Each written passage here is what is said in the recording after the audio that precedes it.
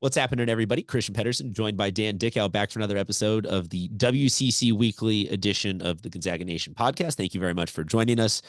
Dan, the transfer portal has been activated in sort of, one way that impacts Gonzaga directly with a Gonzaga player entering, and also on one of those weird sort of like, it feels like we're in an alternate universe because now an old foe is joining a new team that Gonzaga already has on the schedule. So thank you again for joining us.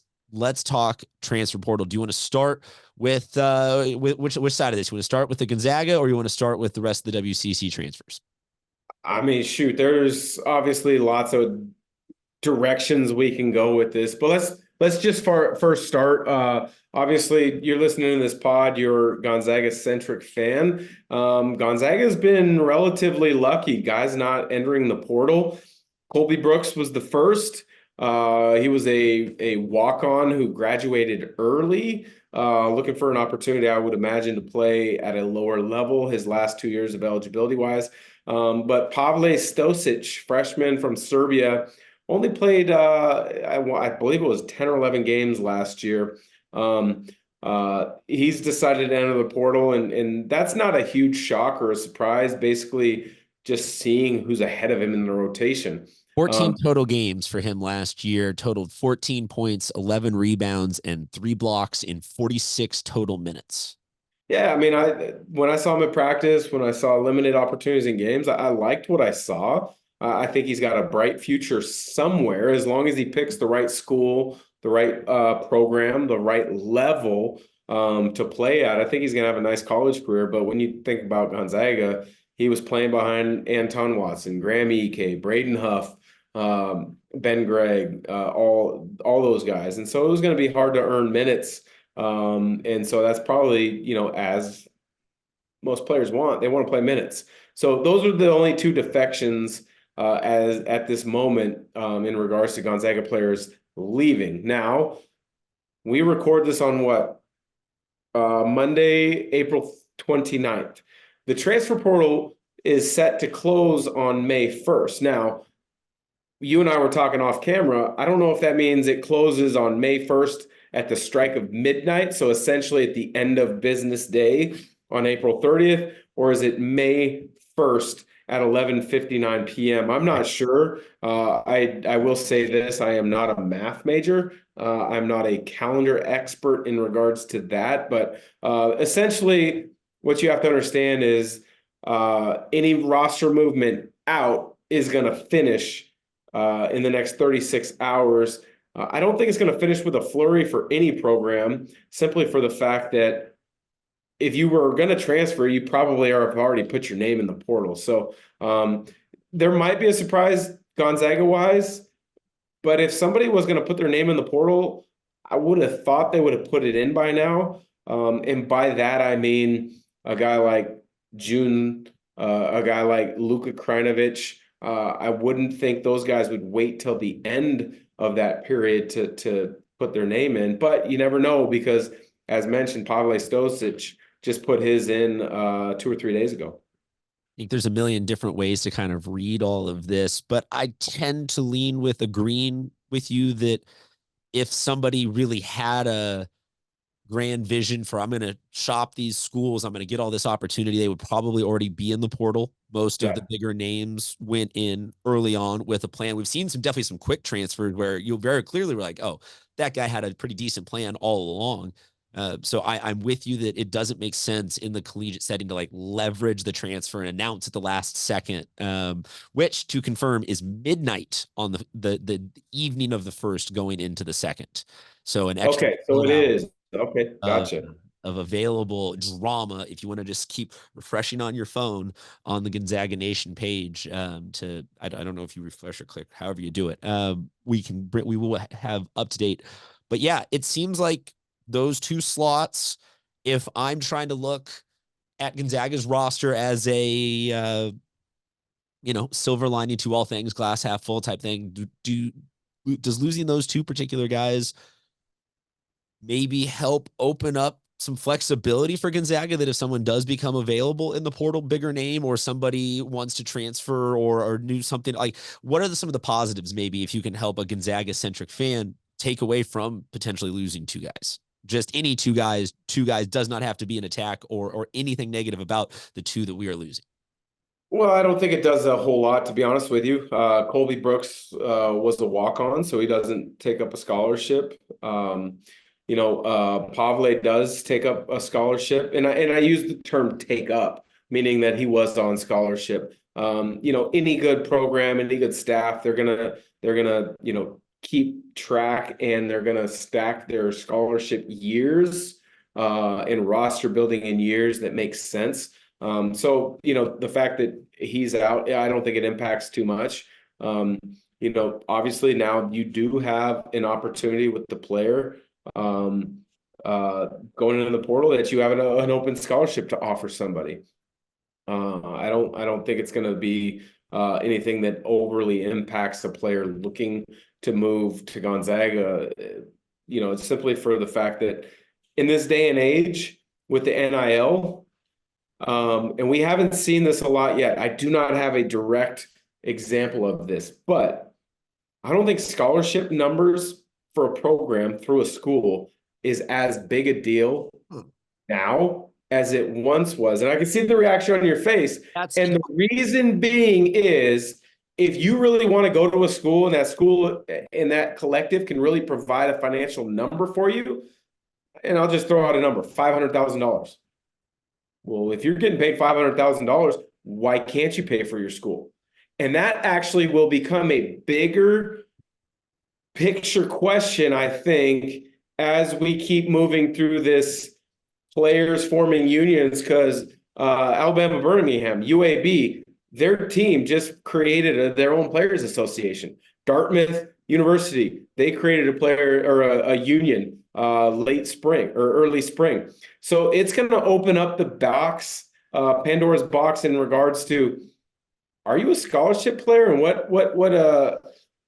what responsibilities, what expectations come with being a scholarship player? Or are you a player that maybe is paying your own way through your NIL opportunities? And in regards to that, then what are your responsibilities? What are your expectations?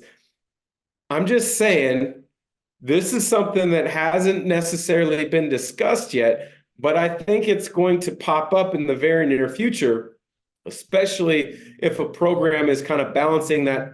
We don't have a scholarship. What are we going to do? There's this player in the portal X that we really need that's going to take us to where we need to be.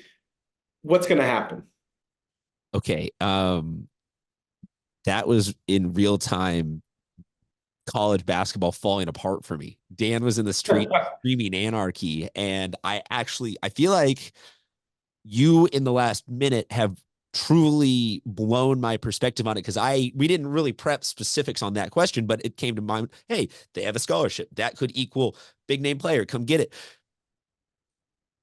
Didn't even conceive of the fact that you're totally right, that if you come up with a combo of, we have an apartment that you can stay at, and here's 100+ K a year, go ahead and pay your own, 20, 30, whatever it is for school. You're still making a scholarship largely becomes a ceremonial shell game of.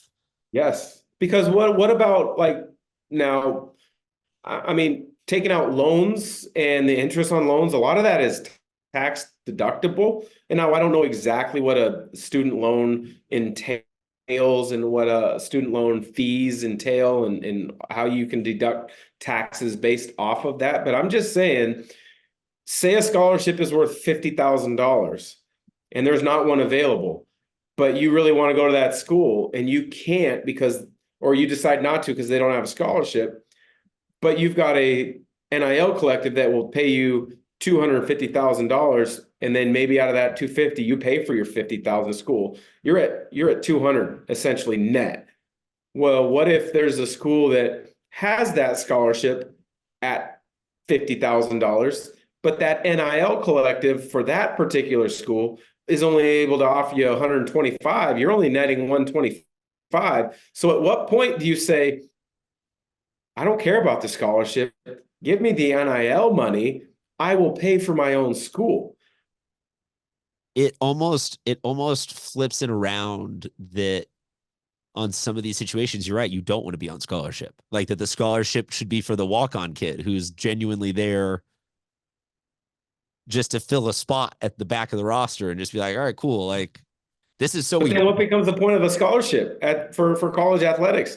That's where, with the change over these last couple of years, there are so many directions and so many angles that this can go. And we've touched on only a handful of them. I mean, we could have this conversation changing my almost this. weekly I love this version of college basketball. into some new idea. Adam and I, with our Talking Zag show, we could have this conversation weekly about different directions it could go. There has to become a uniform system to how all this stuff works. And there just isn't. The NCAA has proven they're inept and they can't get it done. They need somebody like Congress to try to set some guardrails and standards, but we all know they're inept and they can't get it done. It really truly is, in college sports, the wild, wild west, because you can't look to professional sports in the NBA as being your benchmark. Why? Because they have a players association and then the ownership groups that have a collective bargaining agreement that these are the standards with which our contracts are going to fall into. And you have to treat each player as such. And the expectations of the players are this. And the expectations of the owners are this. You have none of that in college athletics right now. None of it. It is the wild, wild west. And in my head, you start to lose me a little bit on that one there because I currently like it being a lawless medieval fiefdom of different groups of noblemen coming together to try and pile up their wealth to amass, the biggest armies to go out and fight. Like, I think that in some of these situations, necessity is the mother of invention, and let it be the Wild West for a decade so that we can really figure out what does and doesn't actually work. Because we have seen on some schools promises be made to point guards and quarterbacks that ultimately didn't even come close to being fulfilled. And some of those schools have then died back down. Like, I think there is some degree of it starts to figure itself out. And then you can come in and be like, okay, excuse me. You can come in and be like, yes, we have a large enough sample size now of the good, the bad, the ugly, and everything in between. So we can create some more unified version of this. I'm with you that the NCAA, as long as we don't need to like, oh, we love them, they're the best, I'm fine with bagging on them. They're not the necessarily greatest examples of communal leadership in sports. So fine.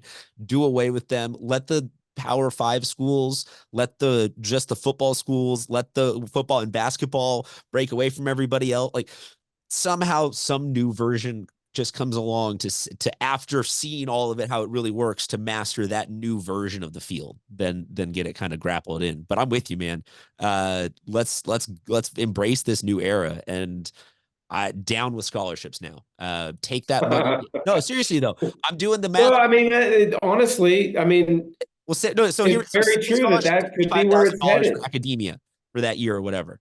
Pay the kid 12.5 and just don't charge him for school. Like, Well, I mean, I honestly, I think that could be where it's headed. I mean, supply and demand, yeah, hell yeah. right? Everybody is going to the highest bidder. In years past, before NIL, the highest bidder was essentially at the college level. You looked at two things. You looked at who's going to either give me the best opportunity to achieve my goals and dreams of playing the NBA, or if you realistically weren't that type of player or had those aspirations, you looked at what school was going to best prepare me to have a successful career in whatever field I chose after I was done with college. Now that really doesn't matter. I mean, you in two sentences right there explained why USC and Ohio State and Notre Dame and like a whole group of schools has maintained academic and athletic excellence for so long, is because, like you said, if you're going to peak in college, why not peak at a school that has a great alumni network that helps you get a job in whatever finance or law or field it is? Hell yeah. So it's crazy. It's It's a game changer. I'm glad we're living through these times. Let's move on to one other main person in terms of the portal, but I will leave it open to you, like we said, for the rest of the WCC. But Aiden Mahaney is new uniform, but same trajectory that he's on a collision course with Gonzaga this year. Can you fill people in? Yeah, I mean, Aiden Mahaney was the biggest jaw dropper to transfer or put their name in the portal from a WCC school. There was a number that you kind of expected, or you weren't surprised when you saw their name. Josh Jefferson from St. Mary's, that wasn't a huge shock. Deuce Turner, San Diego, now going to go to UC Santa Barbara. Dom Harris from LMU, who actually spent some time at Gonzaga, is now going to UCLA. But the big one, I think, that seismic shift just shows you the discrepancies and the differences in the world of college basketball and this NIL is Aiden Mahaney. When he put his name in the transfer portal, Aiden Mahaney was basically born a St. Mary's Gale, all right? He grew up in the neighborhood. His high school was about 10, 12 minutes from the campus in Morago at Camp Olinda High School. He was good buddies growing up with Randy Bennett's son. Randy Bennett has known him and his family for years. Randy Bennett was a no pressure recruiter, evaluator, got him to go to St. Mary's, gave him an opportunity. He played it like crazy with a ton of success his first 2 years. But it shows you that the NIL opportunities in the NIL world is different. And there's going to become haves and have-nots. And unfortunately, this is the first time we can kind of really see this in regards to a school in the WCC and negatively impacting them. I mean, Aiden Mahaney was perfect for St. Mary's. St. Mary's was perfect for him to give him an opportunity. Now, because he was given that opportunity early on and he took it, he ran to it, he was unbelievably successful, it's opened up this opportunity for Aiden Mahaney to go to UConn. Back-to-back national champs, UConn Huskies, wants a point guard, a guard out of the WCC, who at times has given Gonzaga fits the last 2 years. I love the decision for Aiden Mahaney. If you're going to leave St. Mary's, you might as well swing for the fences and go to a great place. And to me, UConn is swinging for the fences and is a great place. But I'm on record as saying this right now. I think it was the perfect fit for Aiden Mahaney as well as UConn. Now, you put your name in the portal, you get started recruiting by bigger schools. Some are not going to fit. Like, I can't see him in the Big 12. Like, for example, let's say I wouldn't see him playing for, I mean, I'm just throwing a random, or in the SEC. I don't think Alabama would have worked, right? I don't think Auburn would have worked. But I look at UConn and I think it's almost perfect fit because St. Mary's, you got to defend like crazy. And his fundamentals defensively under Randy Bennett really grew exponentially over 2 years. To play for Danny Hurley is no different. You got to be legitimate defender, understanding things. I don't think that's going to be as big a problem as a lot of people probably are going to criticize and say. I think he's going to be fine there. Offensively, he shot at 38% from the three over the last 2 years. Yes, he struggled at times, in regards to shot selection in shooting a higher percentage overall, not just from the three-point line. But when you have the weapons that you think UConn is going to have next year, he's going to get more open shots, right? So that's going to be a benefit. You look at the transfers that UConn has really taken in the last couple of years, and it's been a perfect fit. Tristan Newton, for example, is one. Cam Spencer this last year was perfect. The year before, the kid from USD, I'm drawing a blank on his name right now. I can't believe it. I'm drawing a blank, being that we cover the WCC. But the shooter, he was a great fit. I really think that Aiden Mahaney is going to be an under the radar kind of fit for UConn. Very similar to Stephen Ashworth when he went from Utah State as kind of an unknown nationally in the Mountain West to at Creighton in the Big East. I just think it's a good fit for both sides. We talked in the last segment about choosing a school that's best for your prospects. Does this become an interesting case study in could he have made the NBA versus he does make the NBA at St. Mary's versus UConn? What does this do for his pro prospects to be featured on a team like this? Well, I think he was going to have every chance in the world to play in the NBA out of St. Mary's. I mean, they've had a lot of guards in recent years from there. Jordan Ross, Dellavedova, Patty Mills, just to name a couple.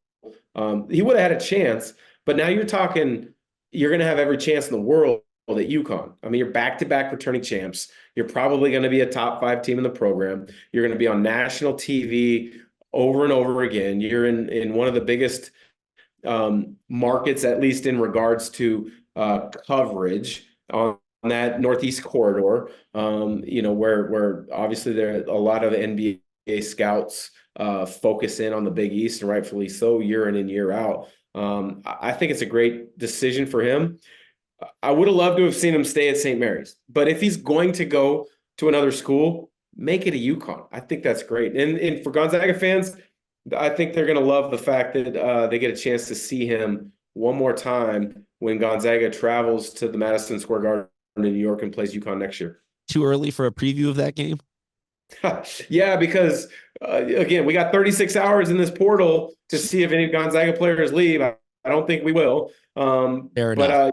UConn's not going to have portal issues, I don't think. They're going to have guys leave early to the NBA issues. Klingen's already left. I believe Stefan Castle, if he hasn't declared yet, he will be, I'm sure, soon. Caravan, no, same there. Danny Hurley's reloading year in and year out, and this is just another example of that. Let's close out with some of the pro Gonzaga players right now in the NBA, having some great success in the playoffs. Chet Holmgren, Andrew Nembhard. Updates, thoughts. It seems like Chet is healthy and very good at basketball and exactly where it left off. It's easy to understate how good Chet is at basketball. Oh, Chet's been phenomenal in this playoffs. Just 4 games in, whatever it is. I mean, his ability to impact the game to win is something that you have to truly appreciate and really love. When you talk about Andrew Nembhard, I mean, he is an unsung hero, I think, for that Indiana Pacers team. Yeah, Halliburton gets a lot of praise and attention, rightfully so, but Nembhard just goes about his business every night, and it's fun to watch. And then in regards to other Gonzaga players, you mentioned Suggs. I mean, he is endearing himself to Orlando Magic fans, with his passion, his energy, his ability and willingness to play defense. And then, you top off the fact that he's played really well and scored it so far in the playoffs. What does Chet, if anything, or maybe does nothing? Because so far this podcast, the theme has been I ask you what I think are basic questions, you blow my mind and change my perception on reality. What does Chet do for Gonzaga brand or recruiting, or sort of fill in the blank wise in terms of just the public facing ish? Well, I think a couple things. It shows that you can go to Gonzaga, be a top 2 possible first pick in the draft. I mean, it was a toss-up that year. Banchero, Chet Holmgren. You weren't going to go wrong with either one, and I think you're seeing that. So I think that helps. I think the other thing is that you learn now is, the highest level players, the levels are blurred now. And by the levels, I mean being blurred are high school to college, college to the NBA. So many NBA players are running these AAU programs in the summer where they're giving back, they're coaching, they're running academies and skill sessions, getting to know guys, college guys working out with NBA guys in the summer, college guys working out with high school guys in the summer. That's kind of becoming blended, and a lot of the better players get brought to the same events by the shoe companies. And Chet Holmgren, I would imagine, is going to be, involved in a lot of these, events over the next few years. And with his experience at Gonzaga and how things have turned out, I can only imagine that players are going to ask about his Gonzaga experience, and he's going to be forthright and hopefully be a big time proponent and advocate of some of these higher level guys going to Gonzaga, or at least having them initiate the conversation or think about it regardless of NIL money. because if you're going to have a heck of a career in the NBA, it's going to, the money and everything is going to make what you possibly did for 1 or 2 years in college seem minuscule. And that's where I think a lot of this NIL is really changing the landscape and the focus of players for the here and now, as opposed to the long term. And the people and the players and the parents that understand that best, and the program directors and AU guys that can convey that to the best players in the best way, will continue to get it and to continue to get their players to make the right decision of what college to go to prepare them for a long NBA career.